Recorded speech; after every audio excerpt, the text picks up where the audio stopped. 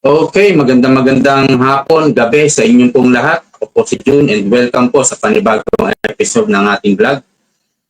Nung nakaraan pong nag-live tayo, antok na antok ako noon. Nakahiga na nga ako noon eh. Sabi ko, magla-live nga muna ako bago matulog. Nung medyo ilang minuto na ako nagla-live eh, pumipikit na yung mata ko. Tapos kaya nakalimutan ko na nawala ako eh. Nakalimutan ko yung sasabihin ko, mga 30 seconds siguro, 40 seconds.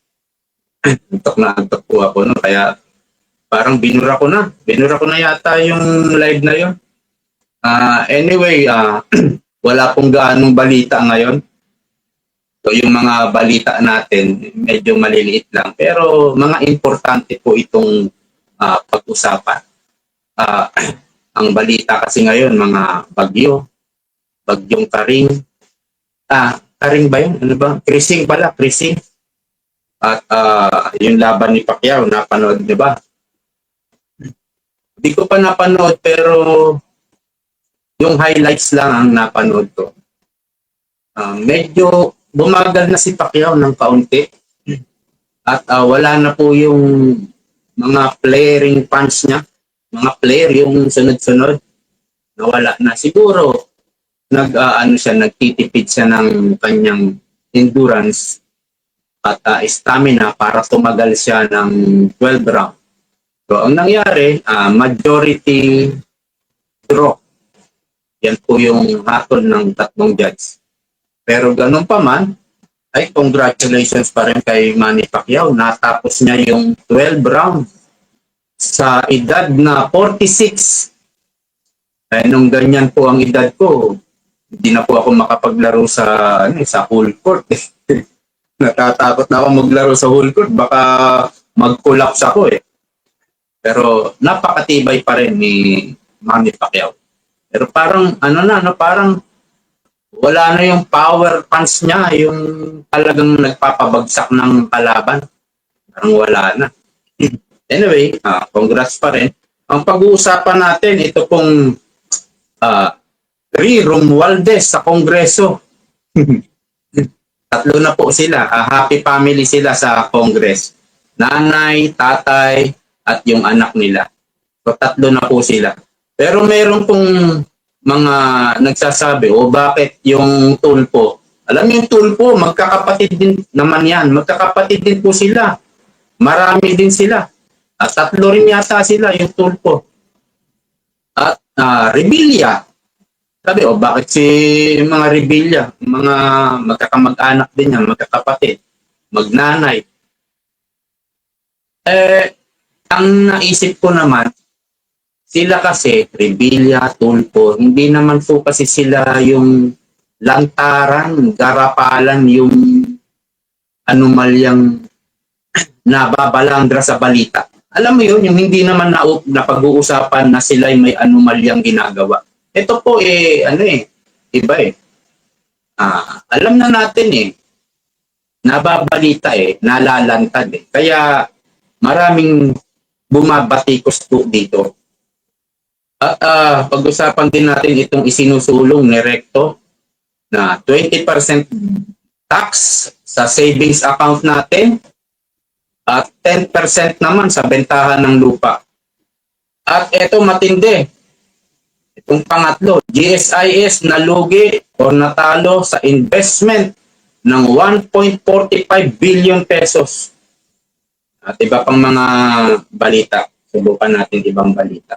Unahin na siguro natin itong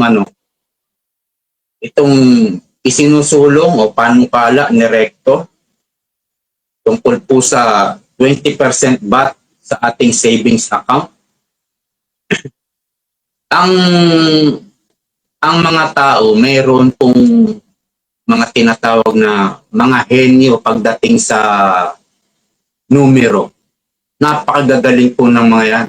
Dating sa numero, mayroon pong mga mga henyo kung tawagin talaga. Kaya lang, yung iba, ginagamit sa kasamaan, sa demonyohan. Hindi ko sinasabing nabibilang dyan Pero ang galing ni Recto pagdating sa ano mag-isip ng tax eh. Diba? Meron yung computation dito si Claire Castro. Kung ikaw daw ay may savings na 100,000 sa bangko, ang kakaltasin daw dito ay hindi yung pera mo, kundi yung interest na kikitain nito sa bangko. Halimbawa, meron ka daw 100,000 at kikita daw ito ng 80 something, 80 pesos mahigit. O, sabihin na natin 80 pesos sa loob ng isang buwan. Yung 80 pesos na kinita sa interest ng iyong 100,000, yun daw ang kakaltasan. Yun daw ang tataksan ng 20%. Ang computation ni Claire Castro ay 16 pesos ang mawawala doon sa kinita mong 80 pesos sa loob ng isang buwan. 16 pesos. Ngayon, kung mayroong 1 milyon, ito magandang kukwentahan ko rin din si Claire Castro. Maganda kung marinig nyo ito. Kung mayroong 1 milyong Pilipino, kasi ang ano natin population is 110, 115 million. Kung mayroong 1 milyon na may deposito o savings account na 100,000 at yung computation nga ni Claire Castro ay 16 pesos a month.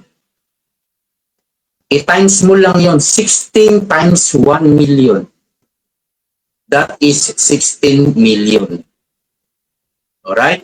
Ngayon, kung mayroon namang 1 million na ang savings account is 50,000. Yung 16 million kalahati nun, 16 million is 8 million. That's 8 million a month. Eh paano yung mga may savings account na 1 million? Marami po niyan, mga middle class. At yung mga nasa level B. Na, di ba A? Siguro yung A, mga oligarko na yan. Level B, marami. 1 million yung kanilang savings account. So, ita-times 10 mo lang yun. Yung 16 million times 10, 160 million. So, 160 million, meron kang 16 million, that is 176 million. And meron kang 8 million, that is 184 million a month.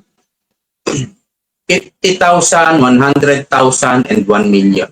Eh mayroong mga tao, ang savings account nila nasa 2 million, 3 million, 5 million, 10 million, or even 100 million. Dami pong pera niyan. Billion po kikitain sa loob ng isang taon. Billion. Ganyang kahenyo si Ralph Recto. Nakita nyo? Ganon katindi.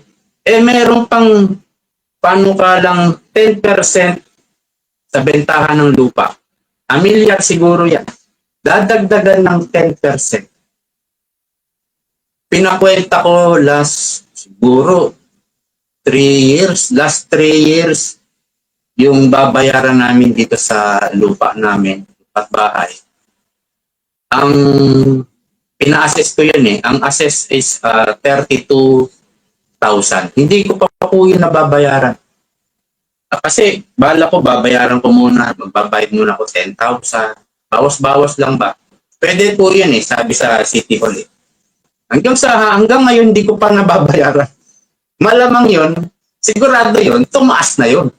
After 2 years yata, 3 years na. Tumaas na po yun. At bala ko sa 2028 na ako magbabayad. Kasi sa nakikita natin baka baka dito pa lang sa mga mayor pa lang, sa mga congressman pa lang malagasan na ang titindi po. ah, kumbaga pipigain nila ang bawat Pilipino. Makuhaan lang talaga ng... Mayroon pong post si Kitty, no? Babasahin ko lang yung post ni Kitty ito. Ayan, no? Kitty Duterte. Ewan ko lang kung legit itong ano, kasi mayroong mga fan na gumagawa ng Facebook ng mga idol nila. Pero basahin natin, ano. Pasig Mayor Vico Soto saves 1 billion every year without raising taxes. O, diba? While Finance Secretary Ralph Reo is proposing to increase capital gains, donors, and state taxes from 6 to 10% to collect 300 billion by 2030. Pasig shows that when public funds are managed properly, tax hikes are unnecessary through transparency and firm governance. Mayor Vico delivers real savings without adding burden to the people. Taxation should be the last resort, not the first solution. Fix the system first. Serve the people first.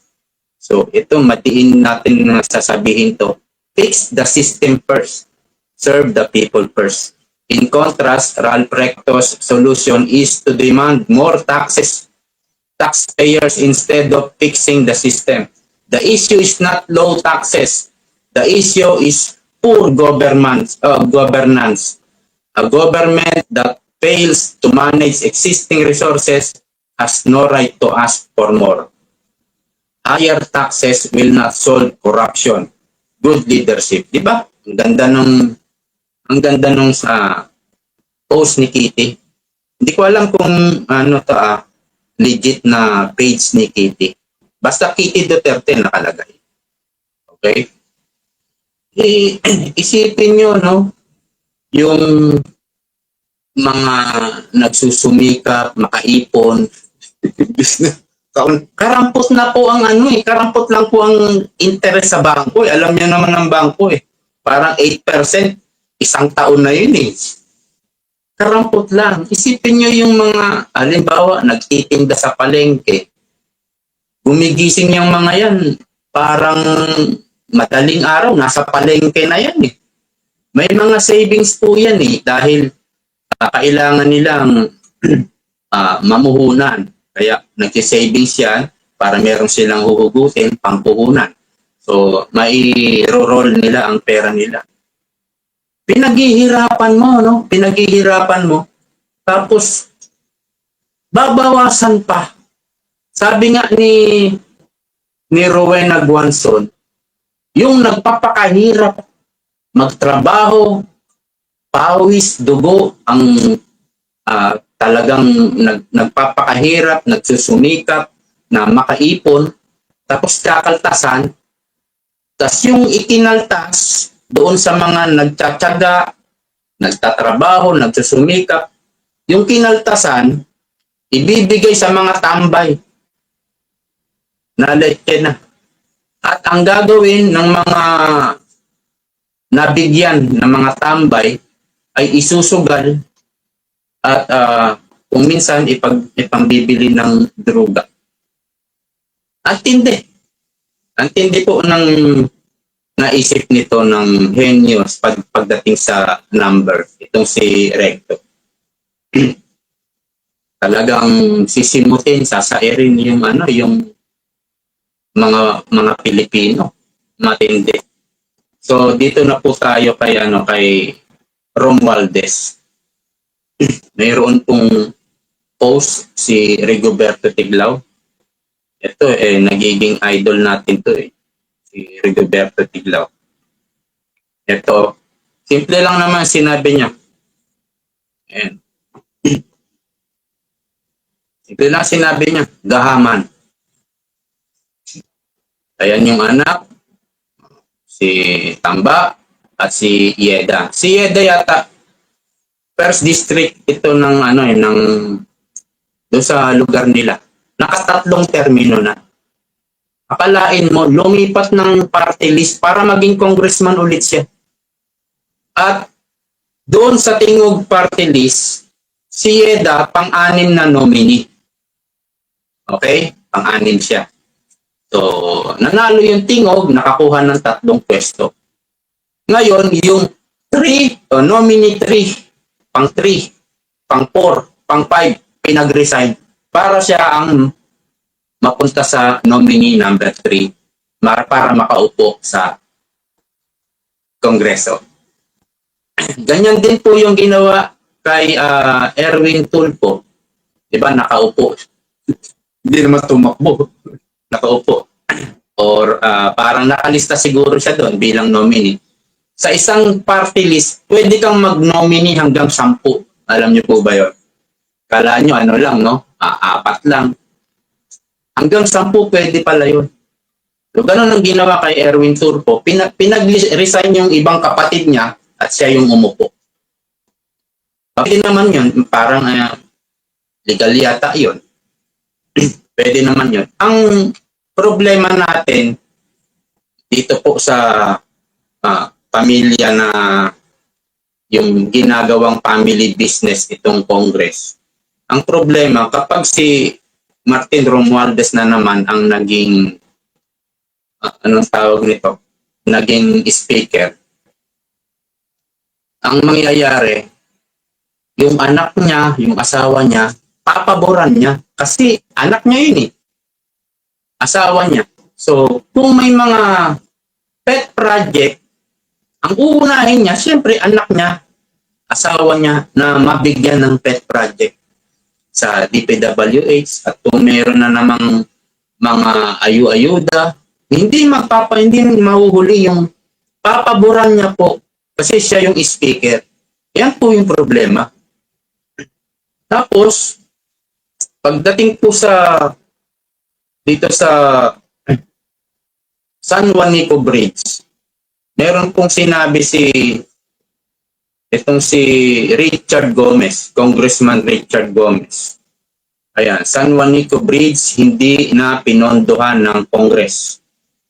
Ito sinabi ni Richard Gomez, every year, nagre-report ang DPWH sa Congress na dapat punduhan ang maintenance ng San Juanico Bridge. Pero binaliwala. Hindi pinunduhan, mas inuna ni Romualdez ang AKAP-AX. Si Richard Gomez ang nagsabi niyan. Hindi ba't may announcement, may sinabi si Bongbong Marcos, sinisisi yung nakaraang administrasyon? Hindi raw binigyan ng pondo para maintenance, pinabayaan daw ng mga nakaraang administrasyon. Ito, biglang sumabat nagsalita si Congressman. Matapang din to palabantat din to talaga si Richard Gomez eh. Ayun, nagsalita siya. Every year pala, nire-request ito ng DPWH at hindi pinapansin ni Romualdez. Hindi ba?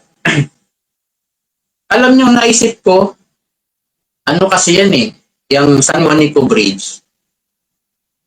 Makikita, pag pinondohan mo yan, makikita. Ewan ko kung nasa Constitution yan, nasa batas yan, na every 3 years yata o every year yata, dapat tinitignan yan, ini-examine, chine-check, at mini-maintain. Na parang nasa batas yan, hindi ko lang alam, hindi ko sure.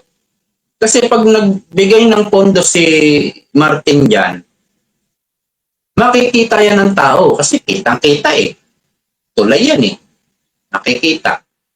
Baka pag nagbigay siya ng 50 million or 100 million, yan. Sabihin natin 50 million. Mahahalata sila eh. Baka sabihin ng tao, 50 million na yan, parang nagpintura lang kayo, parang nagpachi-pachi. 50 million na yan, parang yung lang eh, barangay hall sa Maynila, yung 19 million. Madaling makikita eh.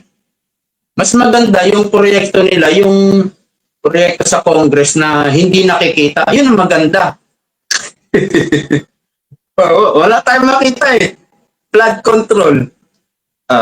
Nasaan yung flood control? Wala, hindi natin makita. Siguro yung mga proyekto nila na hanapin nyo na lang yung proyekto. Ganun siguro yung gusto nila. Kaya ito, binabatikos. Mayroon pong mga nag-comment. Wait lang babasa tayo ng mga nag-comment. Dito po sa post ni Rigoberto Tiglao. Ay. Wala. Wait lang Hanapin lang natin. Okay. Punta tayo kay Jason sa. Meron din pong sinabi si Jason sa dito. Teka lang. Jason sa. Ito. Ay, ano ba yan? Ito. Ayan. Hindi daw po sila swapang o ganid. Nagkataon lang na iisa silang pamilya sa Kongreso. Si Martin Romualdez, ang asawa, si Yeda, at ang anak nila. Titignan po natin yung post ni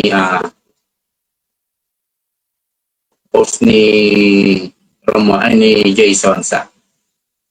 Maganda kasi yung mga comment para mabasa natin ito. Magbabasa lang tayo ng ibang comments. Ilang comments. Mag-anak na magnanakaw.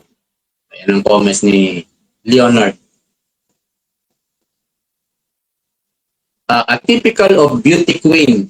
Nag-bucon tapos nag-asawa ng mayamang politiko. Pumasok sa politika kahit wala namang alam sa governance. Daming ganyan sa Pilipinas. Ito pa. Siya pa rin ang speaker. Palitan na yan. Hindi pa po, wala pa. Hindi pa nagbobotohan. Nasisikmura nila araw-araw, kinakain nila galing sa nakaw. Buong pamilya na kayo, mangungulimbat. Wala na, lubog na ang Pilipinas sa utang. Speaker Martin Romualdez, bakit kaya ayaw ng karamihang Pinoy sa iyo? Alam na kasi. Kumbaga, lantaran Lantaran ang anomalya na nagawa. Please resign na. Naglalakihan ang mga muka. Naglalakihan ba mga muka? Hayok sa salapi ang mga angkan na iyan. Si Martin, may bahay lang naman sa Forbes Park yan. Alam niyo sa Forbes Park, billion ang mga bahay doon. Meron din sigurong less than 1 billion. Example kay Manny Pacquiao, parang ang value na ng bahay ni Pacquiao ay nasa 2 billion. Alam niyo yung bahay ni Pacquiao, magkatalikuran sila ni Richard Gomez. But in fairness kay Richard Gomez, nasa Forbes Park na siya, hindi pa siya politiko. Artista. Baka nabili niya yun, parang 1990s pa. Nandun na siya. Mura-mura pa nung panahon na yon at kalakasan talaga ng pag-aartista niya. Parang pag nag-commercial yan sa Benz, 5 million agad ang talent fee per year. Yung mga mga pelikula pa, mga TV shows pa.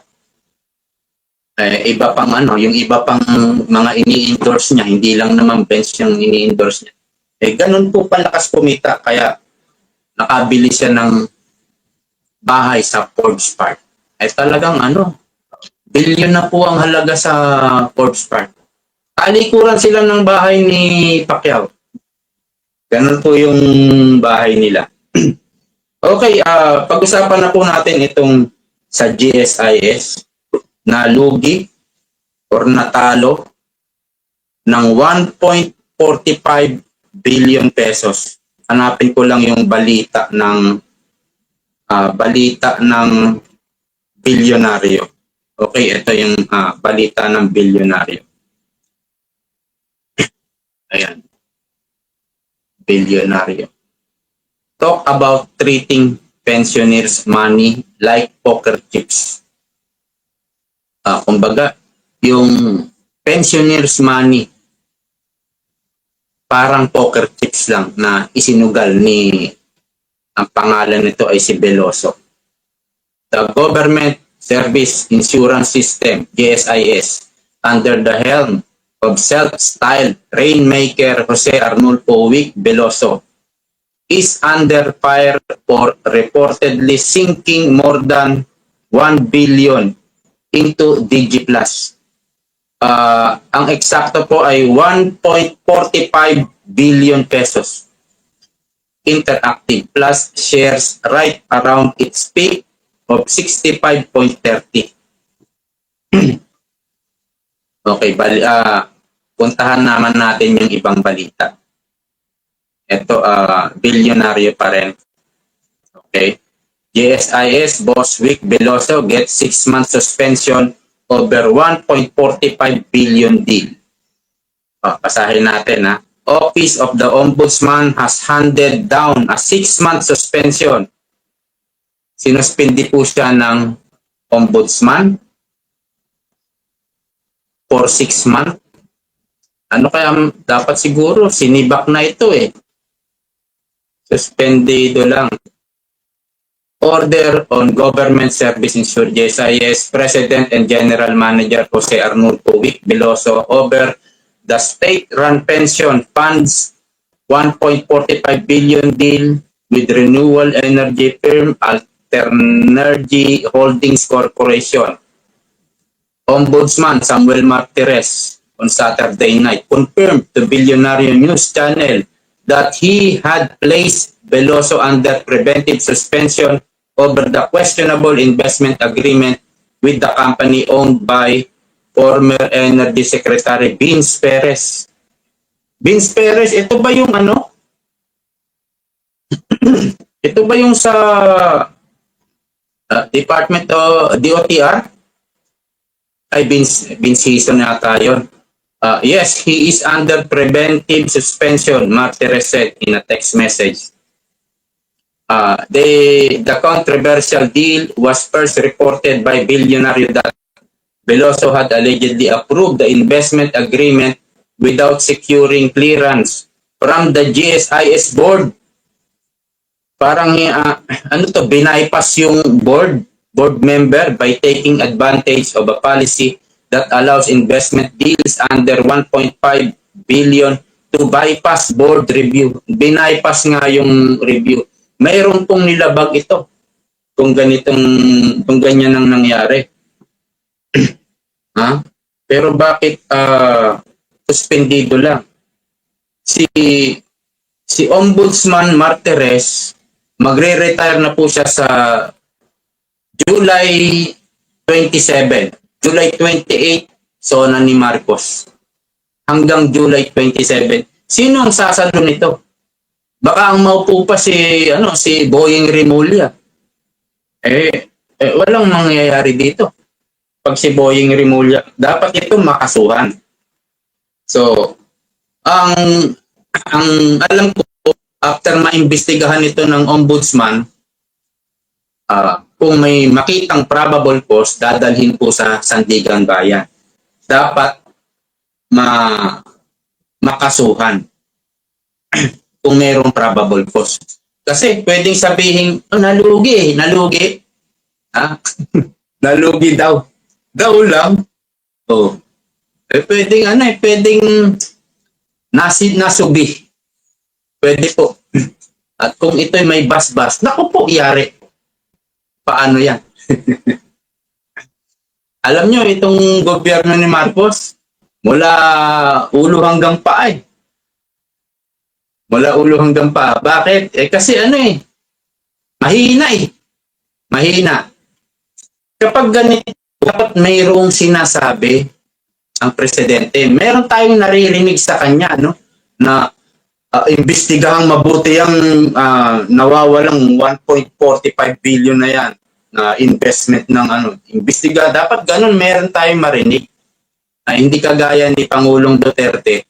Meron siyang every week, once a week na parang forum, di ba? Nagsasalita siya sa public. Itong GSIS, pera po ito ng karamihan na ang naguhulog dito yung mga government employee. Diyan, kumukuha ng housing, yung mga low-cost housing, yung mga kababayan nating government employee at pinapadaan sa GSIS at uhulugan naman nila itong loan nila kasi pwede kang mag-loan dito ng pera, pwede kang mag-loan ng house and lot. So, pag may loan ka, huhulugan nila ng 25 years. Paghihirapan po nila ng 25 years. Ngayon, kapag ganyan ang nababalitaan nila, SSS, kinukuhaan ng pera. GSIS, nalugi daw. Kuno. Hindi natin sure kung nalugi nga. Kasi madali lang i-declare. Nalugi kami. Madali lang. Dapat imbestigahan yan, busisiin. Ngayon, kung ganyan ang nalalaman ng mga government employee, anong gagawin mo? Kung ikaw ay government employee, putya diskarte na rin tayo ng sarili natin. Wala na. Anong gagawin? Red tape. Halimbawa, sa munisipyo. Pera lang sa munisipyo ng Davao City, Pasig City, baka kay Isko, baka wala rin Kasi pwede kung ikaw ay empleyado sa City Hall, pwede kang gumawa ng pera dyan. Rent eh. Pwede nga. Halimbawa, ikaw ay empleyado sa City Hall, no? Isa kang engineer. Kukuha ka lang ng mga 2 o 3 tao na nasa labas. Sila yung magpapasok sa'yo ng kliyente. Pasok yung bataan ng isa.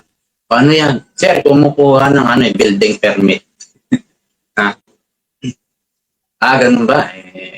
Ayaw ng hassle Ayaw pumila, ayaw ng ito, lang. Under the table na lang. Yung mabilisan ba? Bilis. Ayun, red tape. Doon kumikita yung iba. Meron naman siyempre sigurong mga matitino. So kung ganito yung nakikita nila sa gobyerno, wala na. Unlike kapag ang presidente ay may tapang, nagsasalita, matatakot yung kasi masisibak sila sa trabaho. Kapag mahina na ganyan, iba talaga yung panahon ni Pangulong Duterte. Di ba? Yun ng every week nagsasalita siya. Ano ba tawag doon? Parang forum, di ba? Ina-announce ni Pangulong Duterte yung listahan ng mga sinibak. Sinibak na, kumbaga may nakitaan lang na anomalya. Sibak agad At mayroon din namang nakakasuhan. Hindi naman lahat pinababayaan na sibakin lang. Ganon sana. Wala kay Ang meron lang tayong naririnig si Claire Castro na puro pang-aatake lang ang ginagawa. Pero siya, wala siyang ganyan every week. Lalo naman yung maharap sa press, sa maraming press, yung hindi scripted. Umaharap lang si PBBM sa vlogger Kay Katunying, dalawa sila mag-uutuan. Ganun lang ginagawa Yan po yan po ang kalagayan ng ating bansa dito po sa pamamahala ni Bongbong Marcos.